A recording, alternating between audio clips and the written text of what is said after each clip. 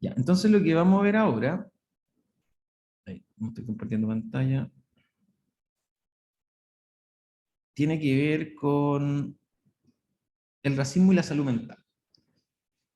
Otro temón para la psiquiatría y salud mental, y sobre todo hoy día en Chile, que estamos justamente en un momento donde Chile se ha convertido en un país racista, ni siquiera xenófobo, racista, con específicamente un par de naciones y la piel negra específicamente.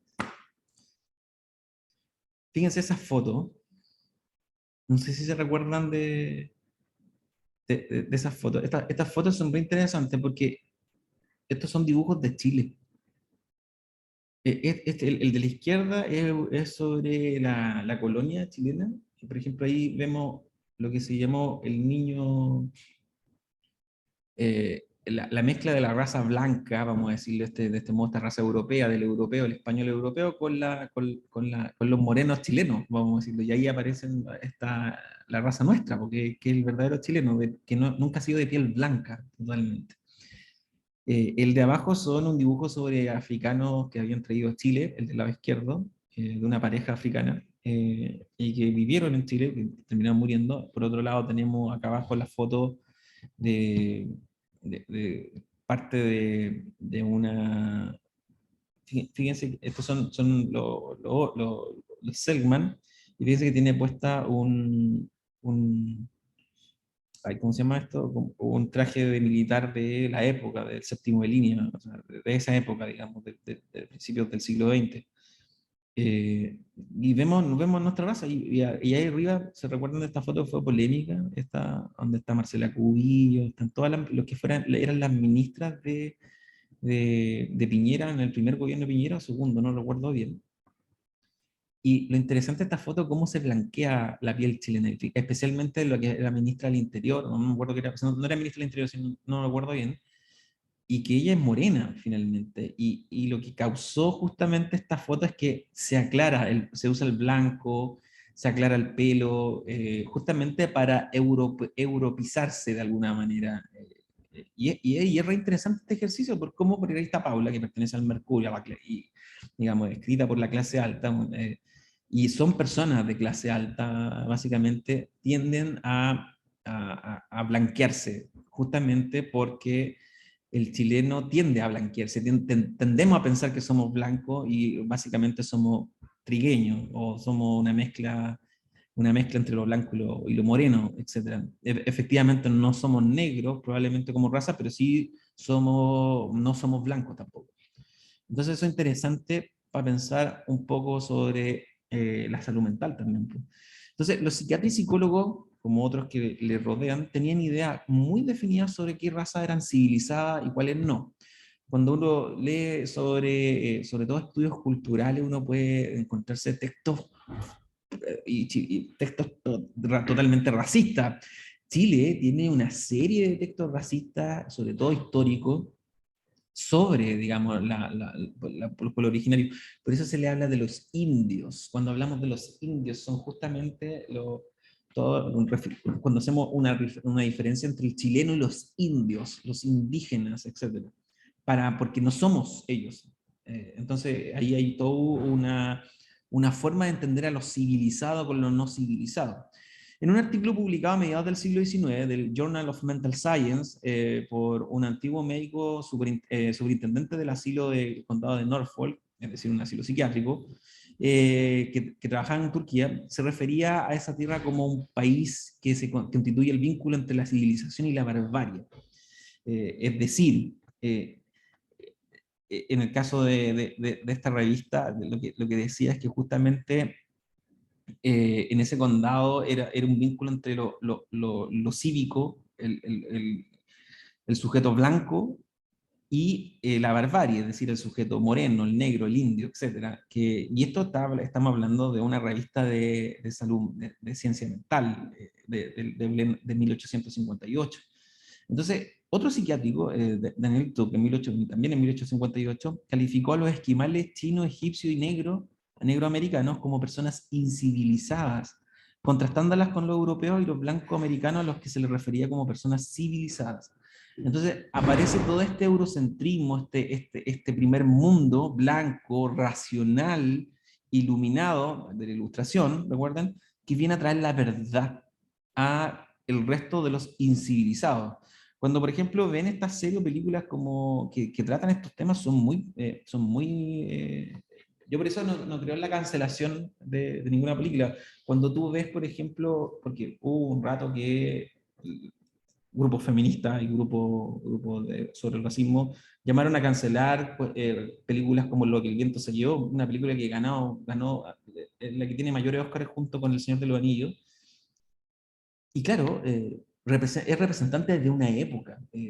No pudimos dejar de ver o entender que esa película fue hecha en 1960, pero además basada en una novela que era escrita en pleno momento, un momento donde el negro era una raza incivilizada, eran esclavos básicamente. Y se trataba el tema como tal. Cuando uno ve, por ejemplo, uno dice, pero ¿cómo los negros no piensan que estos no son esclavos? Claro, porque nosotros lo estamos viendo hoy día en el 2022, pues, pero esa película fue hecha primero en los años 60, donde el racismo norteamericano todavía sigue existiendo, y fue basada en una novela donde no se cuestionaba, digamos, que el negro fuera un incivilizado, no se cuestionaba donde el negro era el esclavo, etc. Y por eso es bien interesante cómo funciona también la cultura de la cancelación frente, digamos, a cuestiones que son mucho más estructurales. Por lo tanto, encuentro estupidez, ¿no? Una estupidez para mí la cultura de la cancelación. Entonces, la descripción de los africanos también, en otro texto de 1913, se le habla como, a los africanos como salvajes como niños. Fíjense, como que ya no han crecido, como que ya no estáis preparados, tu cerebro no está maduro, voy a decirlo de ese modo, porque son salvajes. Y eso es un texto de un psiquiatra, de R. Evarts, que es un psiquiatra conocido, digamos, en Norteamérica, en 1913 está teniendo ese estudio. Entonces, la historia del racismo en la psicología y en la psiquiatría es tan antigua como la disciplina misma. Ambas disciplinas se desarrollan juntas en relación a cada una de ellas. Y desde el principio, las disciplinas asumieron las ideologías racistas, entonces que prevalecieron justamente en el pensamiento europeo. En el siglo XIX, la teoría de evolución de Darwin se utilizó como el modelo para las teorías de desarrollo psicológico y social, y se consideró que las razas existían en diferentes etapas del desarrollo y en una escala biológica de la evolución humana. Entonces, esto permitió que se hicieran diferencias entre razas y por lo tanto a algunos se les considera civilizados y a otros no.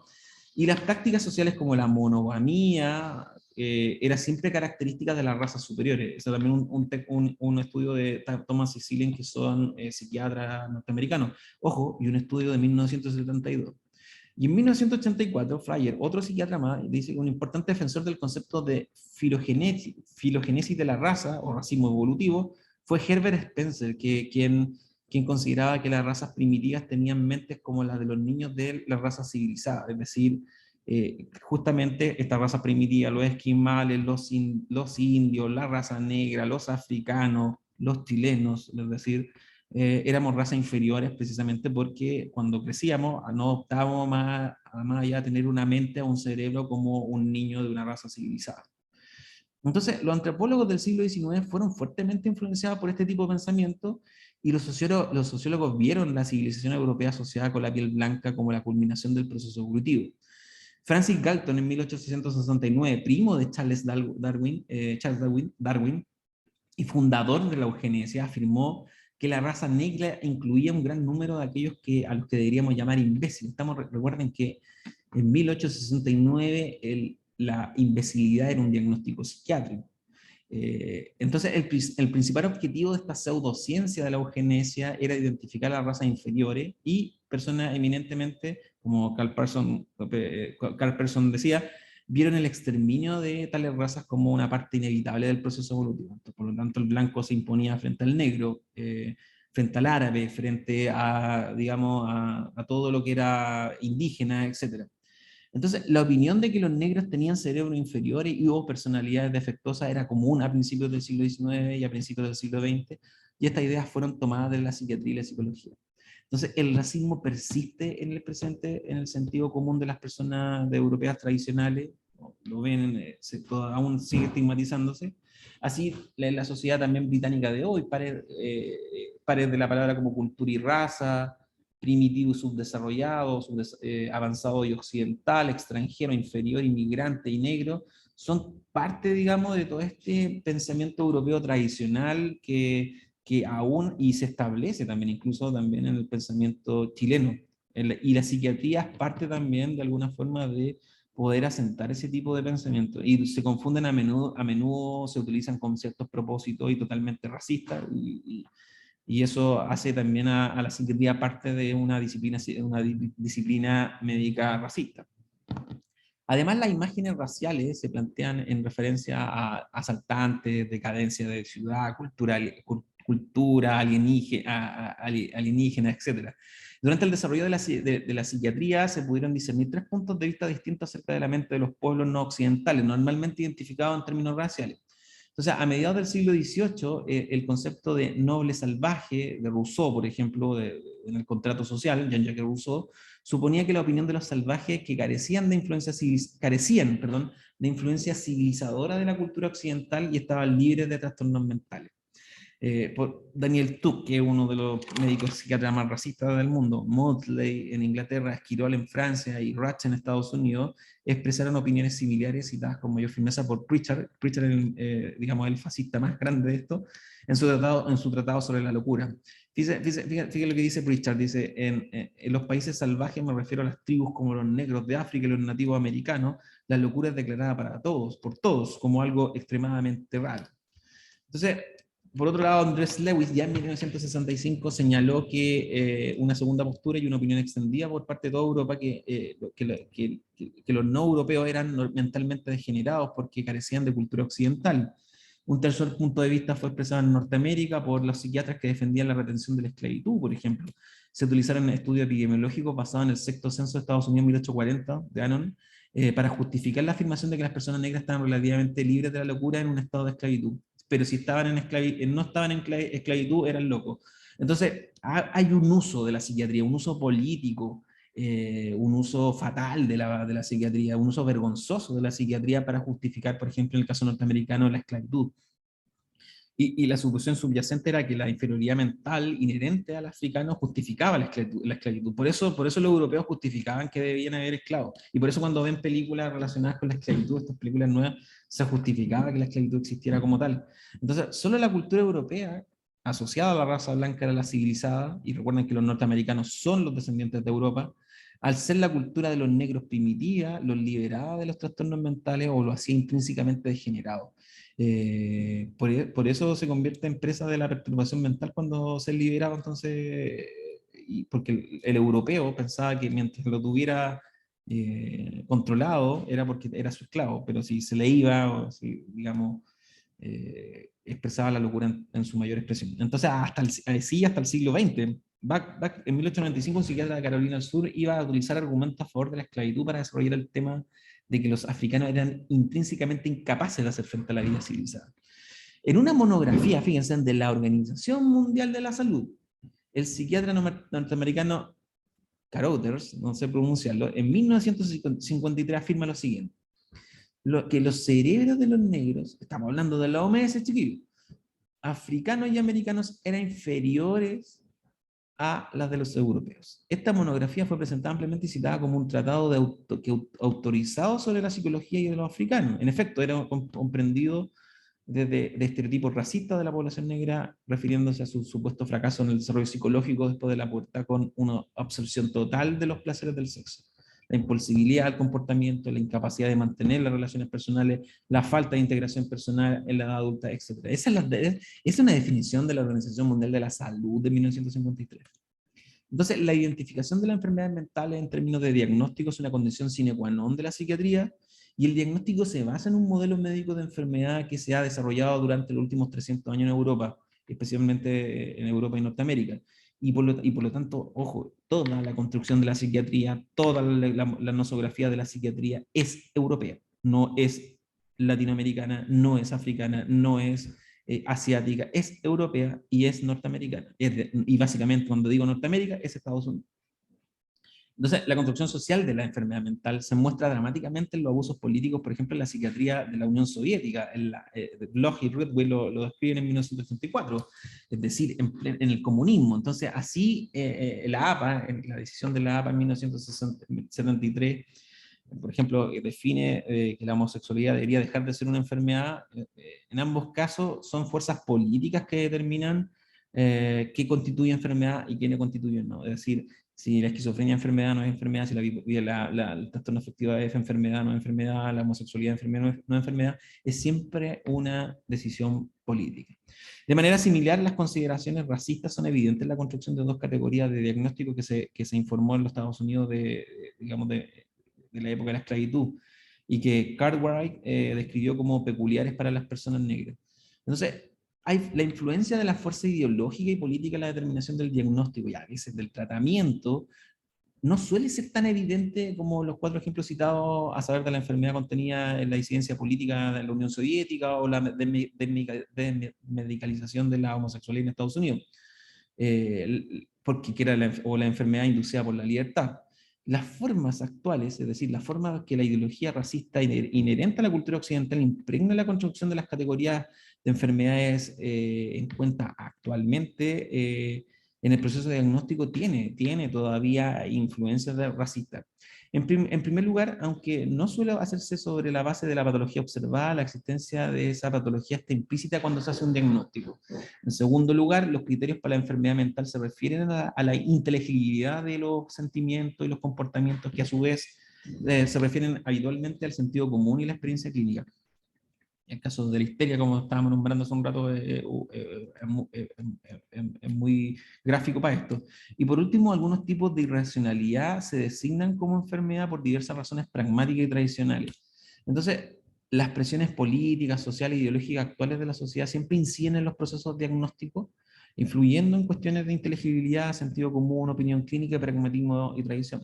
Y el racismo actúa a través de esas presiones. Pues entonces los diagnósticos psiquiátricos llevan sus propias imágenes especiales que pueden conectarse con otras imágenes derivadas, digamos, del sentido común. Así la alienación está vinculada a la esquizofrenia como diagnóstico y a la inferioridad racial como tipo humano. Entonces cuando alguien piensa en esquizofrenia, piensa primero a una alienación y segundo que racialmente hablando es un sujeto inferior a cualquier otro ser humano, por distintos motivos, por motivos genésicos, básicamente.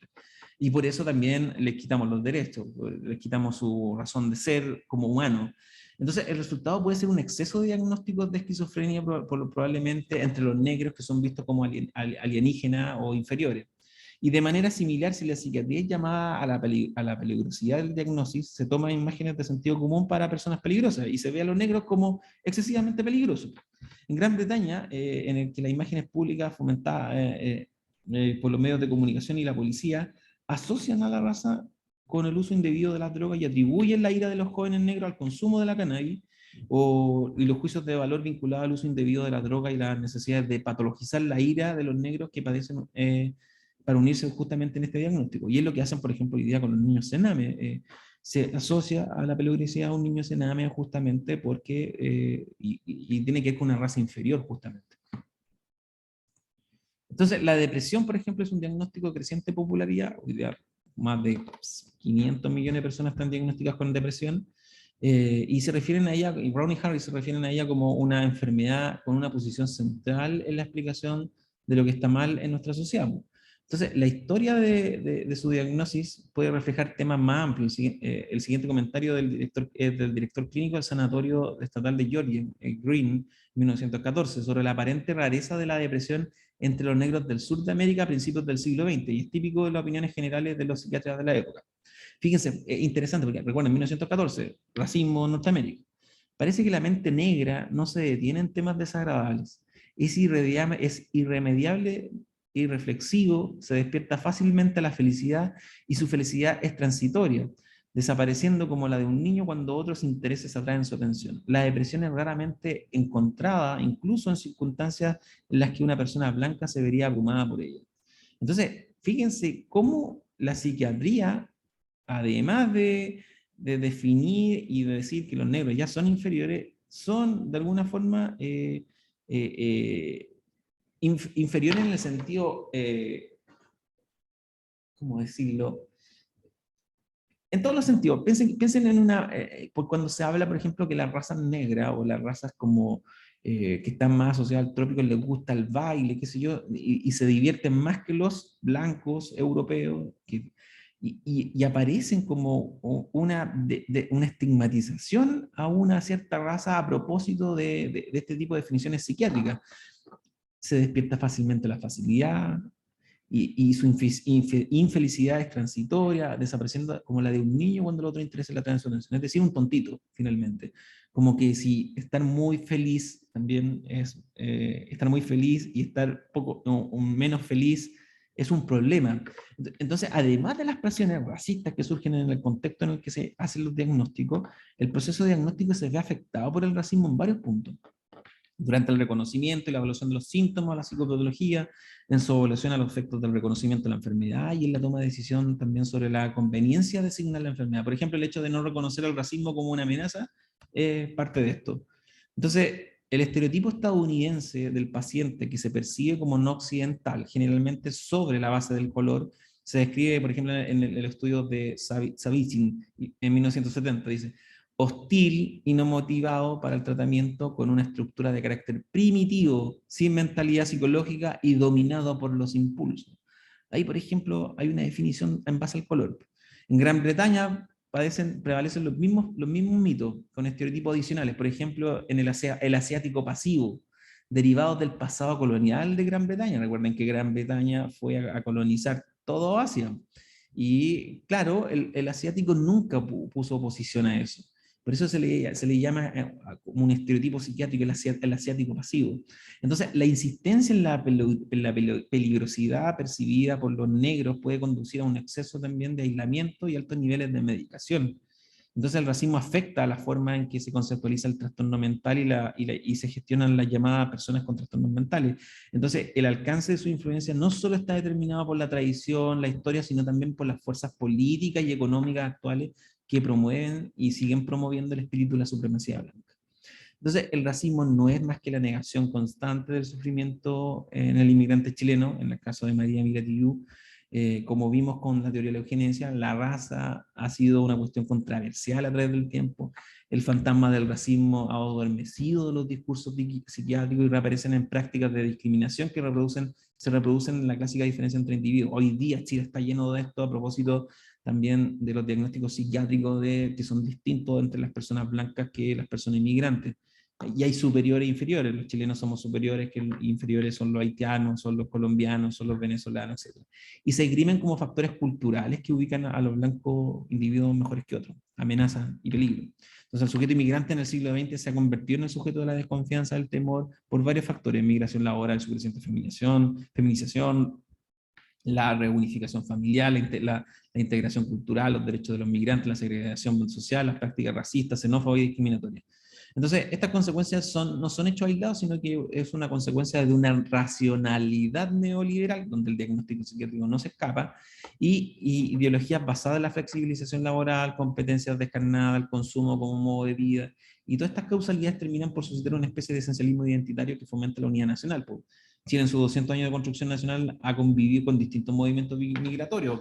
En el siglo XIX los inmigrantes europeos, blancos, fueron invitados para mejorar la raza blanca. Pues eso lo ven en los textos de Claudio Gay, en los textos de Vicente Pérez Rosales, etc. Y contrariamente a los inmigrantes del Icono Sur, pues, especialmente en algunos casos que se consideran de base peligrosos, como los colombianos menos mal que no tenemos migración mexicana, porque ahí ya, eso sería como ya el culmine para el racismo. Entonces, quienes cristalizan todo temor e inseguridad de los chilenos, pensemos en el tema de las enfermedades, por ejemplo. Entonces, abordar el racismo es una idea bastante confusa por disputas disciplinarias. No existe una teoría general del racismo. Emilia María Tijoux dice: el racismo podría entenderse como una respuesta de los chilenos a la presencia de atributos físicos combinados con características económicas, culturales, morales que provienen de la representación, valores y normas cristalizadas en prácticas diferenciadoras, repetidas en términos que terminan por excluir y hacer sufrir y dañar al otro. Fue así que definiciones científicas del racismo se oficializaron, por ejemplo, en las declaraciones de la UNESCO entre el 50 y el 67. ¿No?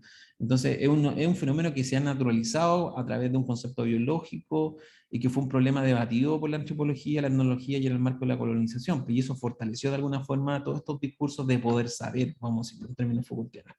Según Etienne Balibar, que es un teórico sobre el racismo, el racismo se condiciona por tres factores: el antisemitismo, racismo colonial y el prejuicio del color.